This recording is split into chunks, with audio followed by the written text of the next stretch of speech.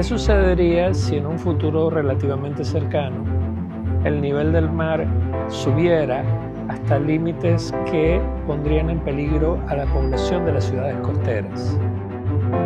Lo que esperamos que hagan las diversas ciudades es recibir un gran flujo de migrantes climáticos, como se lo denomina ahorita. En principio, es lo que están pensando en muchos países organizados. Por ejemplo, en Estados Unidos, muchas ciudades de la costa este tienen planes para mudarse más hacia adentro del continente, pero en muchas otras partes no. Ahora, ¿cómo deberíamos actuar como ciudadanos frente a un flujo migratorio obligado por las condiciones climáticas?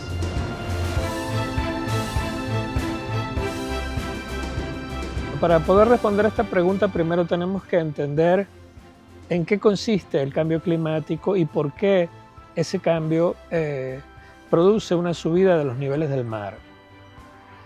El planeta Tierra tiene lo que se denomina un balance energético, es decir, hay una cantidad de energía que viene del Sol, básicamente, y una cantidad de energía que la Tierra refleja hacia afuera. La diferencia, que es ese balance energético, sirve para mantener la Tierra a una temperatura que haga posible la vida. La vida surgió en la Tierra a partir de la conjunción de un montón de condiciones, entre ellas la temperatura. Una temperatura que permite, aún dentro de un gran rango de valores, permite que la vida se desarrolle y continúe. Este fenómeno, que se denomina el efecto invernadero, en analogía con los invernaderos donde se controla la temperatura y la humedad para que los vegetales crezcan, se debe a que en la atmósfera hay una cantidad de gases, llamados gases de efecto invernadero, que hacen que no toda la energía que entra sea reflejada hacia el exterior. Y esa porción de energía que queda dentro de la Tierra contribuye a mantener una determinada temperatura, que es la que conocemos desde hace varios milenios. Ahora bien, cuando esa cantidad de gases de efecto invernadero, por diversas razones, crece y pasa de un determinado umbral, se produce un fenómeno que lo estamos viviendo desde hace ya muchos años, que se llama el cambio climático, el calentamiento global, tiene diversos nombres. Es interesante que recordemos que la frase cambio climático fue utilizada por primera vez por Humboldt en su famoso viaje a lo que él llamó las regiones equinocciales del nuevo continente. Él estuvo aquí en Venezuela, en particular muy cerca de aquí, en el lago de Valencia, y estudiando la manera en que era evidente que el lago se estaba reduciendo, él propuso y advirtió sobre la posibilidad de que el alterar el flujo de los ríos que desembocaban en el lago eventualmente produjera un cambio climático. Desde entonces, muchos científicos y muchas activistas de diversas partes del mundo han estudiado el fenómeno, pero no fue sino hasta hace unas décadas en que el movimiento ecologista comenzó a alertar, a veces de manera catastrofista, a veces de manera casi que apocalíptica, medio religiosa, pero con un grano de verdad. Y en efecto, la ciencia en los últimos años ha constatado que la temperatura promedio del planeta está subiendo. El 2024 fue considerado uno de los años más calientes desde que se tienen registros de temperatura. Ahora bien, esa alteración o ese incremento en la temperatura hace que los niveles del mar suban. Y eso pone en peligro aquellas ciudades que están muy cerca del nivel del mar y que están en la costa, obviamente, lo cual pudiera traer como consecuencia, y de hecho ya está sucediendo en lugares como Bangladesh, por ejemplo, que están planificando mover sus ciudades costeras hacia adentro del continente, pero hay muchos otros lugares donde eso no está pasando. Y la pregunta que debemos hacernos como ciudadanos frente a este hecho es cómo estar preparados para recibir miles o quizá decenas de miles de migrantes climáticos que no pueden ser tratados simplemente como migrantes a los que vamos a colocar en carpas, como hace a veces Naciones Unidas, como es el caso triste del pueblo palestino, que tiene décadas viviendo en situaciones muy precarias. La idea que debería estar en toda persona honestamente preocupada por el destino de la humanidad es cómo recibir a estos migrantes e incorporarlos a la ciudadanía plena.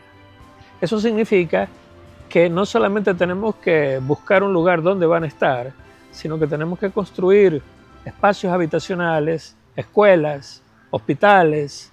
Tenemos que prepararlos, hacerle una inducción para que comprendan el sistema legal de la ciudad que los recibe y para que estén en capacidad de participar conjuntamente con los habitantes de ese lugar, con los habitantes, por decirlo así, nativos de ese lugar, en la toma de las decisiones, de las grandes decisiones políticas y de la orientación del destino de estas ciudades. Hay muchos importantes políticos en el mundo, el recientemente electo presidente de los Estados Unidos, que no creen en el cambio climático. Y no solamente que no creen, sino que están rodeados de gente que tampoco cree, y que además de eso están impulsando una política de expulsión masiva de lo que ellos llaman inmigrantes ilegales.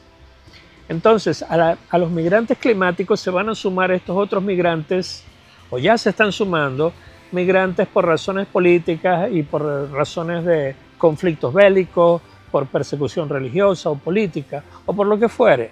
Lo cierto es que están sin ninguna seguridad jurídica, están sin un territorio donde habitar tranquilamente, en otras palabras, están sin ciudadanía. Nosotros, como pueblo generoso, como pueblo que ha sido tradicionalmente receptor de migrantes, tenemos que prepararnos para esa eventualidad, que posiblemente en nuestro caso, en el caso de Venezuela, sea más lejana, porque nuestras ciudades costeras están, muchas de ellas, como a 10 metros por encima del nivel del mar, como el caso de Puerto Cabello o La Guaira. Pero sabemos que el nivel del mar no sube de manera lineal o de manera constante, sino que diversos factores impredecibles pueden acelerar ese incremento del nivel del mar.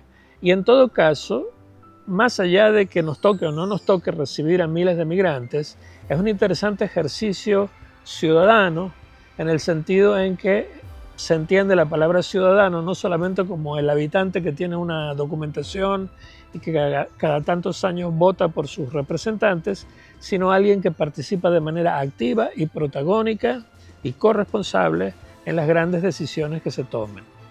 Por lo tanto, estas palabras son una invitación a que reflexionemos sobre el tema. El tema pareciera ser que muchos lo entienden, pero cuando uno ve las respuestas que dan los empresarios, algunos gobiernos, algunos intelectuales, tenemos la sensación de que estamos muy lejos de que haya una comprensión masiva de las consecuencias, del fenómeno en sí y de las consecuencias sociales que pudiera traer. Este no es un problema que se resuelve con dinero y con decisiones gubernamentales. Ciertamente, tanto el dinero como las decisiones gubernamentales, como la colaboración de todos, son imprescindibles. Pero sin la participación masiva de la población, sin una toma de conciencia colectiva y, por supuesto, sin un entendimiento de las consecuencias de estos fenómenos, es muy poco lo que vamos a poder hacer.